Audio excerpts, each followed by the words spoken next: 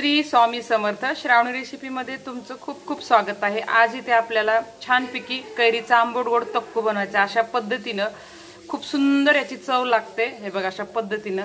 चला तर आपण वेळ न घालवता लगेच रेसिपीला सुरुवात करूया। कैरीचा मस्त तक्कू करण्यासाठी इथे मी पाव किलोची अशी मोठी कैरी आहे, ही स्वच्छ धुवून घेतलेली आहे। हिची साल काढून घेऊया।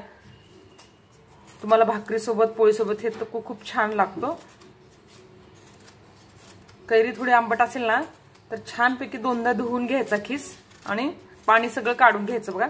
आता हे याचे असं साल काढून घेऊया। ही कैरी छान मी खिसून घेतलेली आहे, सॉरी साल काढून घेतलेली आहे। आता आपल्याला ही कैरी खिसून घ्यायची आहे। साल काढून टाकूया आणि खिसणीने ही कैरी खिसून घेऊया। तुम्ही कोणत्याही खिसणीने खिसू शकता, ह्या किंवा ह्या, मोठ्या छोट्या कोणत्याही तुमच्या आवडीनुसार।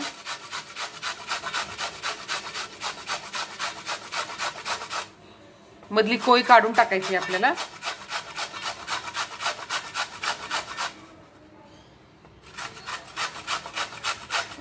आणि ह्या तक्कूला संपेपर्यंत काहीच होत नाही, फ्रीज मध्ये तुम्ही ठेवू शकता डब्यात घालून। ठेच्यासारखं ही राहते। आपल्याला पाण्याचा अंश पण याच्यामध्ये ऍड करायचा नाही, फक्त धुवायला घ्यायचंय खिस। अशा पद्धतीने सगळी कैरी मी इथे खिसून घेणार आहे। छानपैकी मी इथे कैरी खिसून घेतलेली आहे। आता हे आंबट असेल तर तुम्ही कैरी 2 वेळेस धुवू शकता, आंबट नसेल तर धुवायची अजिबात गरज नाहीये। थोडीशी कैरी आंबट आहे म्हणून थोडं पाणी टाकून मी धुवून घेणार आहे। ते पाणी टाकून कैरी धुवून घेऊया। आंबट आहे माझी कैरी तर म्हणून धुणार आहे मी। आणि गच्च असं हाताने पिळून घ्यायचं, पूर्ण पाणी काढून घ्यायचं।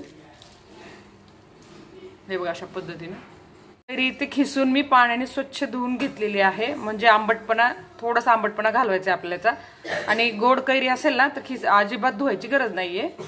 छानपैकी पूर्ण पाणी काढून घेतले मी। आता आपल्याला तक्कूला फोडणी द्यायचंय भरपूर कांदा टाकून। इथं कढई घेतली, त्याच्यामध्ये आपल्याला 1.5 पळी तेल टाकून घ्यायचंय।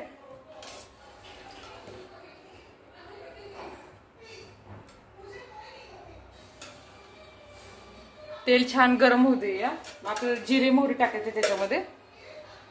तेल छान गरम झालेलं आहे, त्याच्यामध्ये जिरे मोहरी टाकायचे। इथे जिरे मोहरी मिक्स केलेले आहेत मी। जिरे मोहरी छान फुलू द्यायचे, मग आपल्याला कांदा टाकून घ्यायचा आहे।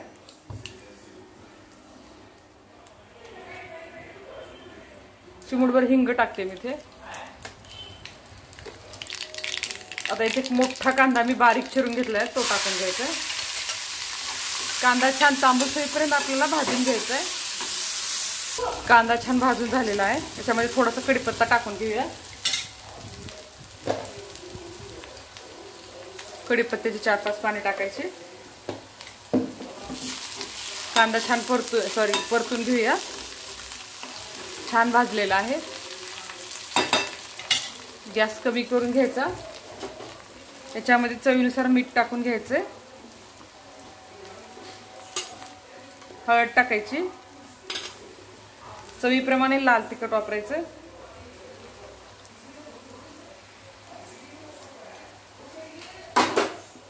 कमी गॅसवर परतून घ्यायचं। 1 मिनिटभर आपल्याला असाच कांदा परतून घ्यायचा आहे। तिखट टाकल्यानंतर, लाल तिखट वापरल्यानंतर मी 1 मिनिटभर असाच कांदा परतून घेतलेला आहे।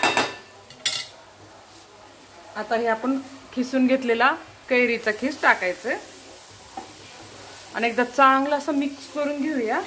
गॅस कमी ठेवायचा। इथे मिक्स करून घेतलंय छान। याच्यामध्ये आपल्याला अर्धा चमचा साखर टाकायची, म्हणजे जो आंबटपणा होतो ते पण दूर होतं आणि छान अशी चव लागते।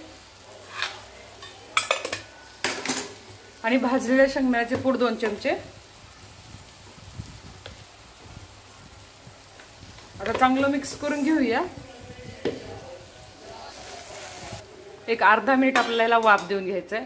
जास्त वेळ कैरीचा खिस टाकल्यानंतर ठेवायचं नाही, पटकन शिजतं, एकदम मऊ पडते। अर्धा मिनिट याला वाफ देऊन घेऊया। अर्धा मिनिट झालेला आहे। कैरी छान वाफून घेतलेली आहे मी इथं।